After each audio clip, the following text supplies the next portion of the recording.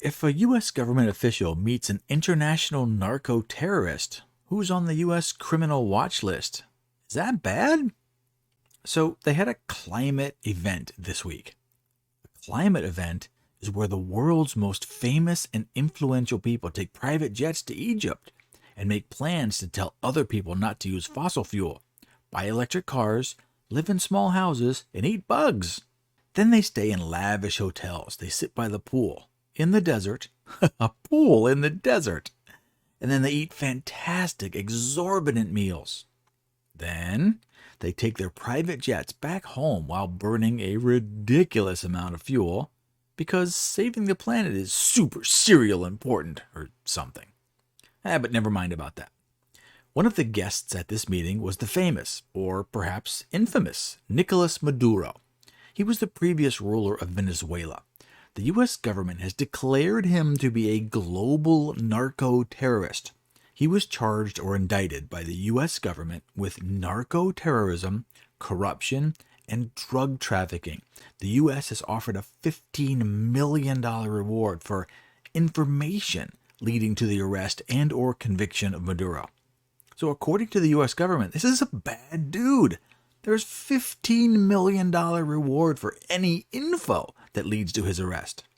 But he was at an international event surrounded by thousands of people and hundreds of journalists. Maybe no one wants that easy $15 million?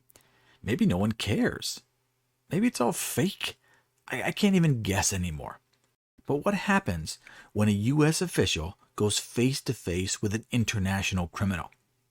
One of the other guests at this event was none other than John Kerry, Joe Biden's climate change envoy.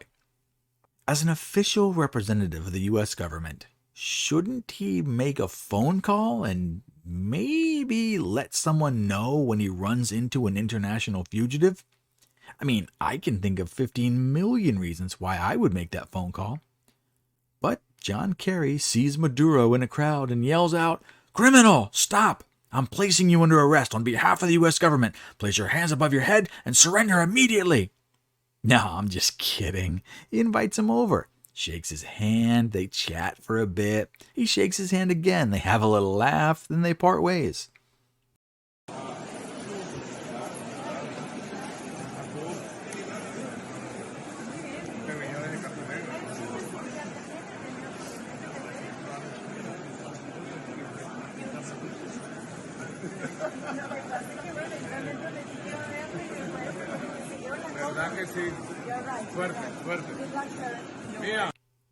When the State Department found out that Kerry met with the wanted criminal, they downplayed it by insisting it was not planned or substantive in any way.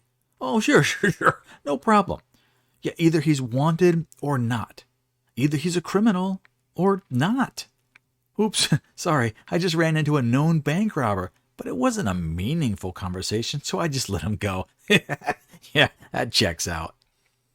In a non-clown world, this would be collusion with an international terrorist, and everyone would be losing their minds, perhaps even aiding and abetting a criminal.